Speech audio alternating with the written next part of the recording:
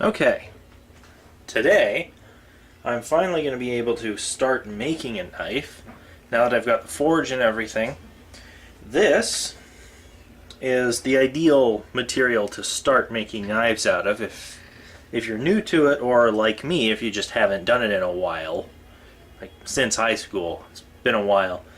This is an old lawnmower blade. One of my neighbors, I was walking by with another piece of scrap metal that I'd collected, and he asked if I collected steel. It's like, sometimes, yeah. And he happened to have this. As you can clearly see, it's bent way out of shape. He ran over it with several rocks, probably. Or ran over several rocks with it, you know what I mean.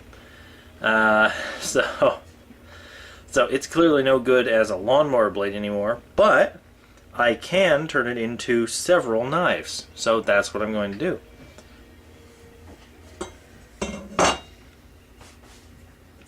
The first kind of knife that I'm going to try making is a fruit knife. This one, it's been working for me, but I find the handle to be rather bulbous, kind of a pain.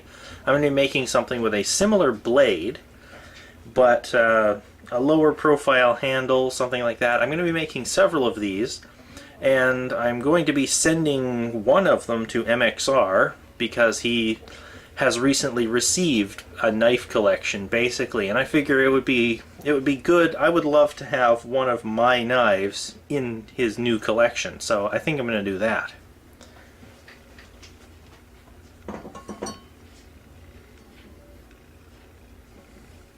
Now, one of the challenges you will always have with a lawnmower blade is they are bent to be a specific structure. So they've got these raised lips on one side here.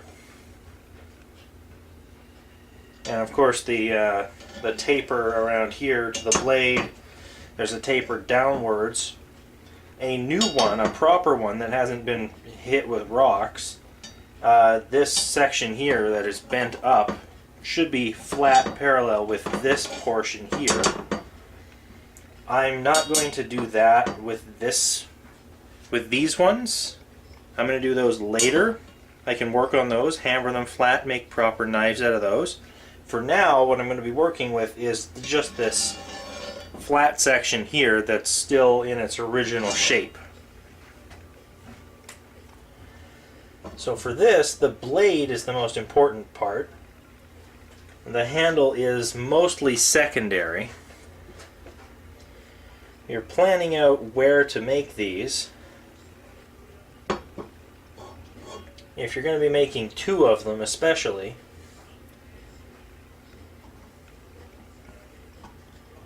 it's a bit of an issue where this ends up.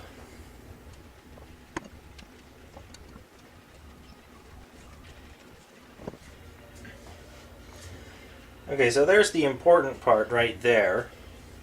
Can you see that line on camera? Not well. I'll bring it closer. So there's the important part right there, the blade. I traced out the handle too to get a good mental image of where I want that to be, but I'm not actually going to make the handle like that because that's part of the problem I have with it, is the bulbous, unnecessarily large handle. It's a fruit knife. It doesn't need a handle that large. That's the same handle it has on the bread knife that came in that same set. It doesn't need that on the fruit knife. The blade, however, is the important part. You want it tapered to a point with the edge on this less curved portion over here. So that's the important part. But you still want a full tang on the thing.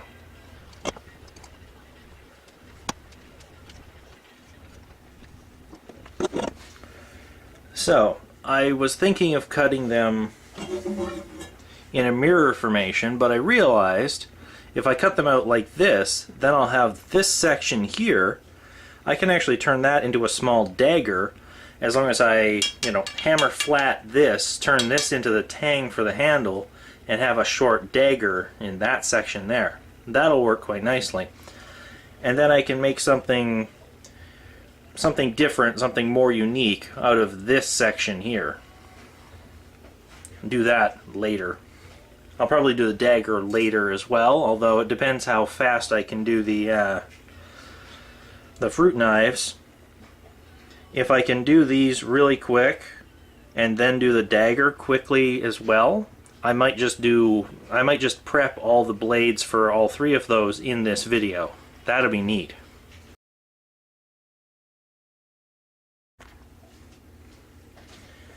Okay, so now I'm set up to do this.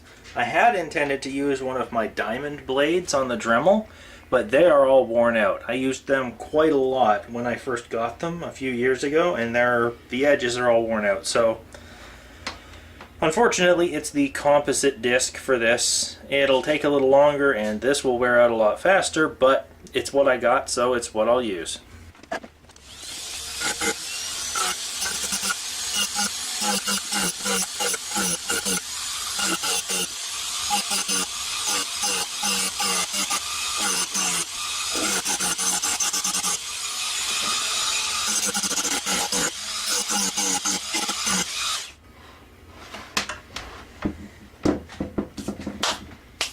Okay, well, that's going to take way too long to actually get through there. All I've been doing is taking off the rust, so time to break out the big guns. The disc broke anyways, look at that. That's why I hate these things. I use the diamond ones, but I don't have any good ones left, so, well.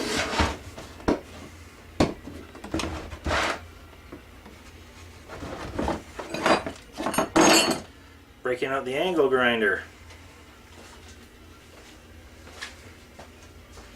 Look at that. It says right on there on the sanding disc, wear eye protection. Yeah, they're not kidding.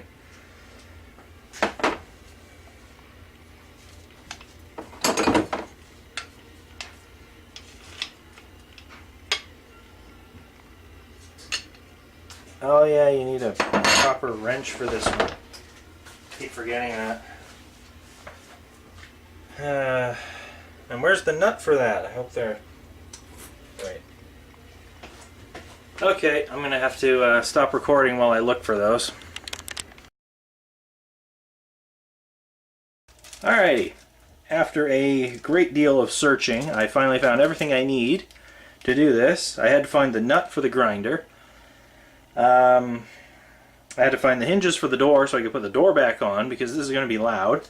And I had to find the earplugs because this is going to be loud. But now I'm all ready to do this, so I'm going to do that.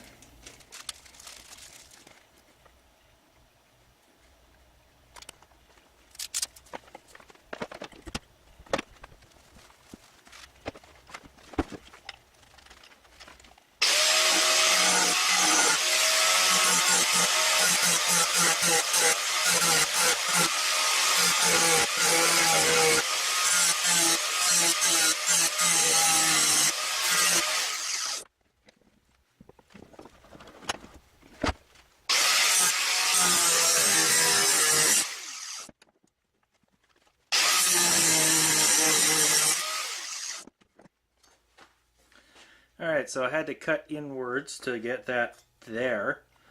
This is going to be a much rougher cut than I was originally hoping, but that's the problem with using the larger grinder.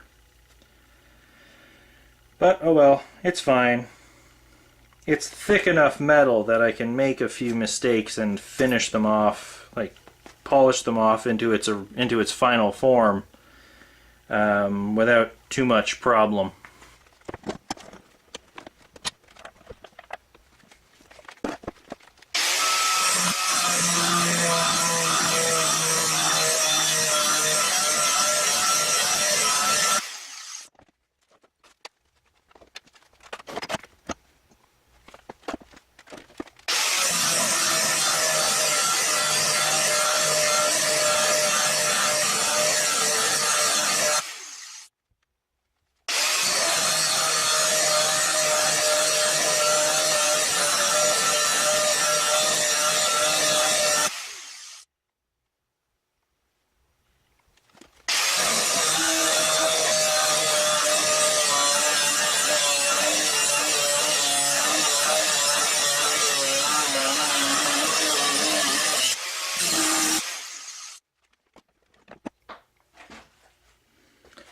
Alright, so that's mostly through that. That's most of the first cut done right there.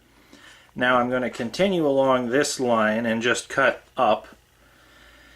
I'm not going to worry about the curves. I'm just going to cut right through these 3 circles here and then up. And then I'll put the finishing touches on that later after I cut out the second one, which will be a lot easier with this one removed. And you'll notice this point here is going to be perfect for making a little tiny dagger, which is exactly what I was expecting it to be. So yeah. I have a small problem. The angle on this thing won't allow that to actually mount properly, so I'm going to have to turn it around. It's okay though, it's just a straight line I need to do, so not terribly inconvenient to have to do it from behind.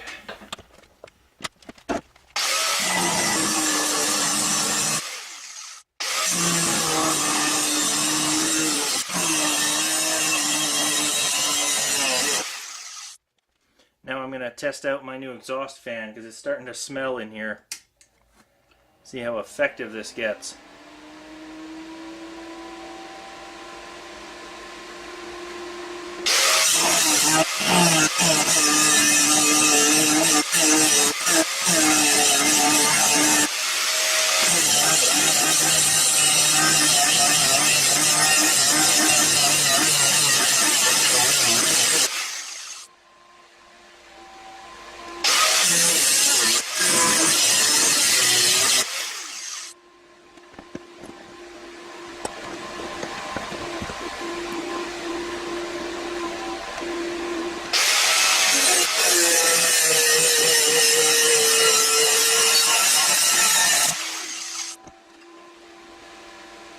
And there it is, the beginning of our first fruit knife.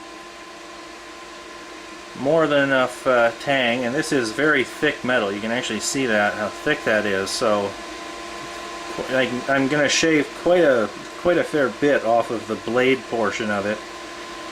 And of course there is this curve to it. I'm going to hammer that out. That's part of the reasons I built the forge, is so I could hammer out imperfections like that in stuff like this. I'm not going to play around with metal folding until I get myself a proper, like, full-sized anvil and a set of hammers to go with it.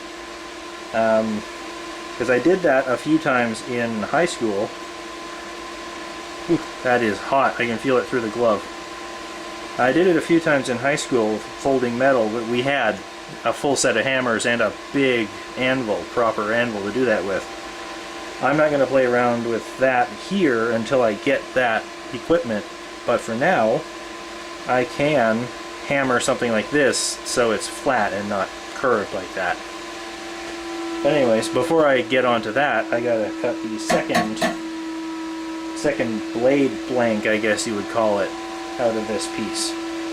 I'm going to put this somewhere that won't melt or burn because it is very hot. The exhaust fan seems to be working quite well. It doesn't smell so bad in here anymore. That's good. It's especially good because it is louder than I expected it to be. I mean, the thing goes off like a jet engine, but I expected being in the grill assembly would muffle it a bit. Nope. I'm wondering how that's coming out on camera. Probably very annoying.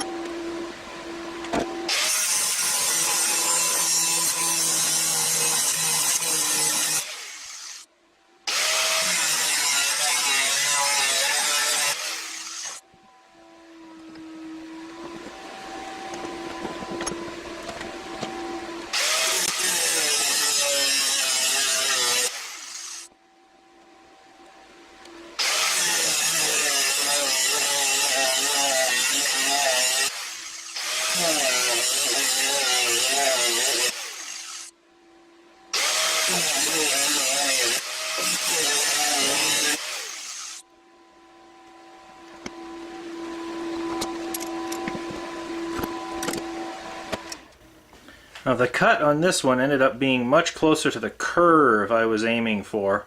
It was a lot easier to get in there with that curve with the other part not there. So yeah. But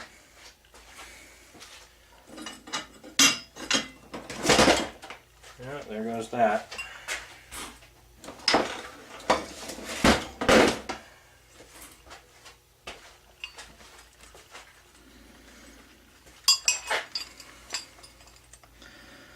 You'll notice there's a lot of material on the first one that needs to be cut away anyways to get that curve, so it will achieve the same curve in the end anyways.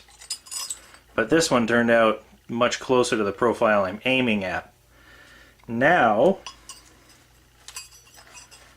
I'm going to set up to get the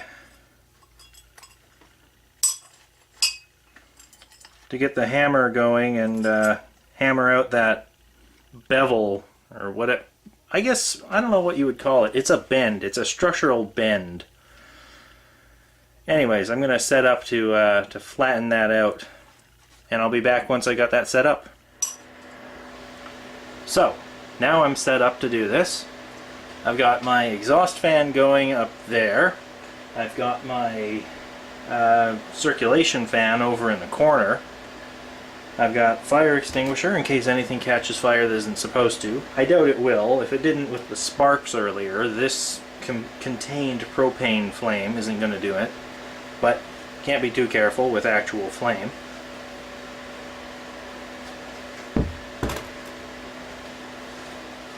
And now all that's left is to start the thing up.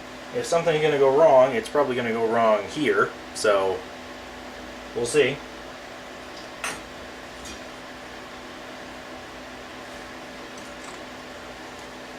I know I should have a proper propane sparker, but I can't find it. It's around somewhere. I know I have one. Actually, now that I think of it, I think I know what box it's in. Nope, wasn't in that box, so torch is going to have to do.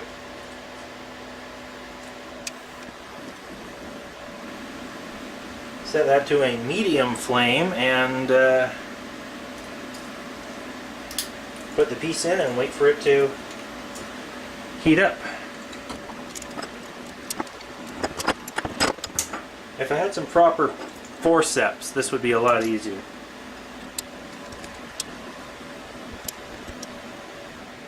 Okay, so the previous footage leading up to this segment may have been lost, but you can see in there the flame coming from the side. It comes from the left and then goes in there,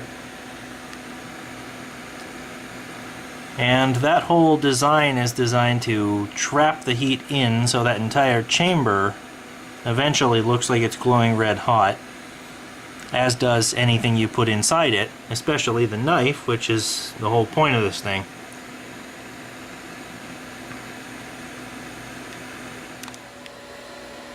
Okay, so it's been in there for a while. I didn't bother recording it because it takes a while and it's literally just letting it sit in there, so not very interesting, no point in recording it. But it seems to be getting hot now. You can take it out and it looks a little red, so I'm going to see if that's hot enough on this steel to hammer it flat.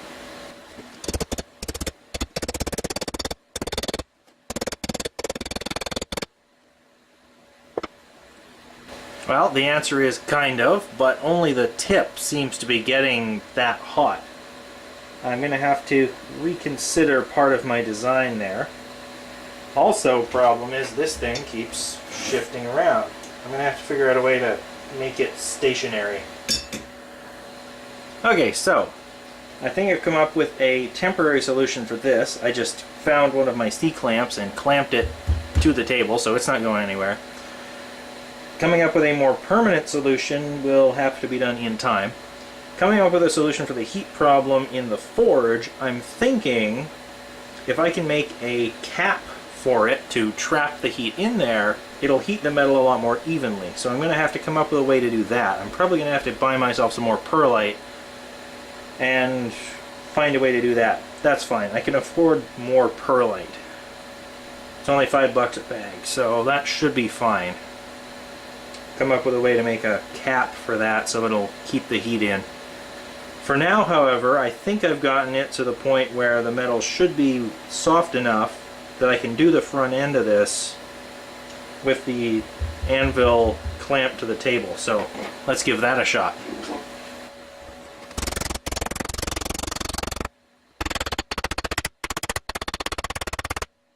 So, making some progress, but not a lot.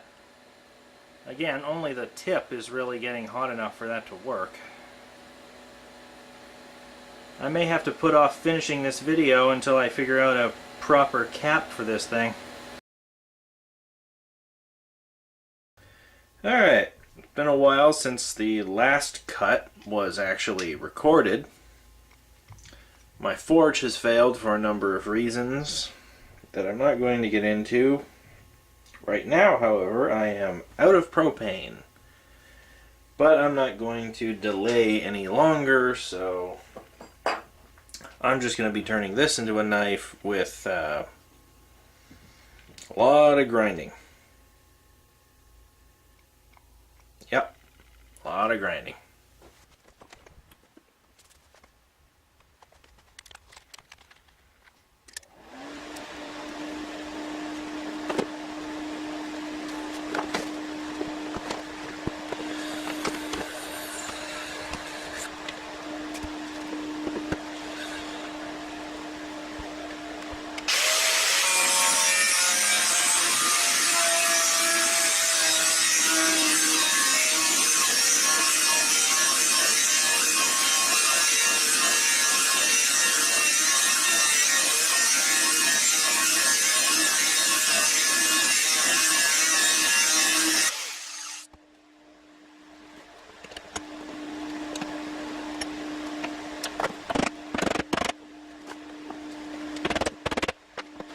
No, that doesn't work. I'm just going to have to go right through the whole thing. I was hoping to avoid that, but don't have much choice.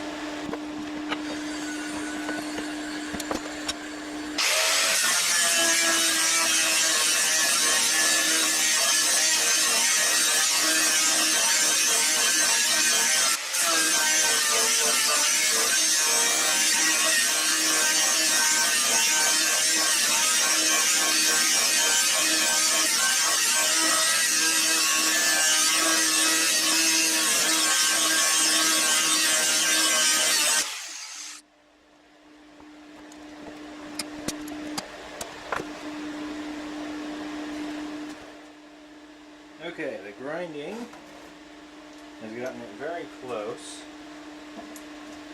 to avoid having the whole thing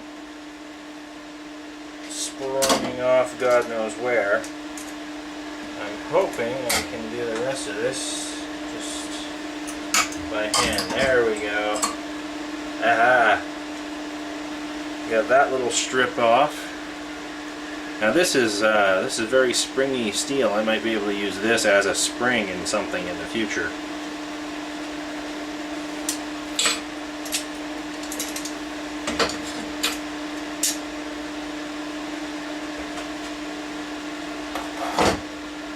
In the meantime, I'm going to grind this nice and flat, and then I'll move on to the next step.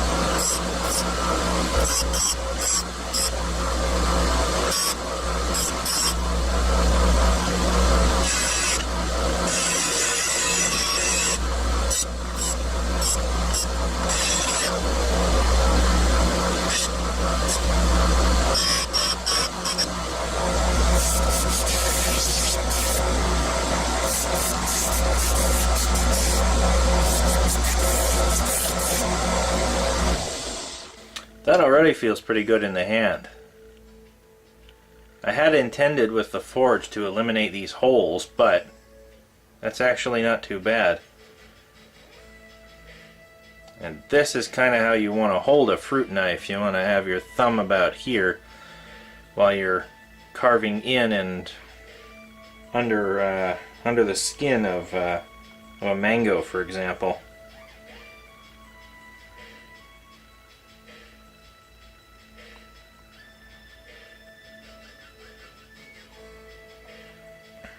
So yeah, looks pretty good so far. But that is probably enough footage for episode 1 of this. I had intended to do this all in one episode, but the process has taken so long, that's just not practical. So this is the end of episode 1. Episode 2, we'll see this thing take its final shape, and hopefully, if I can manage the timing, I'll put the handle on it, and episode 2 will be the last episode of this particular knife. I'm not sure if I'll do an episode for the second fruit knife. We'll have to see. But for now, I bid you adieu.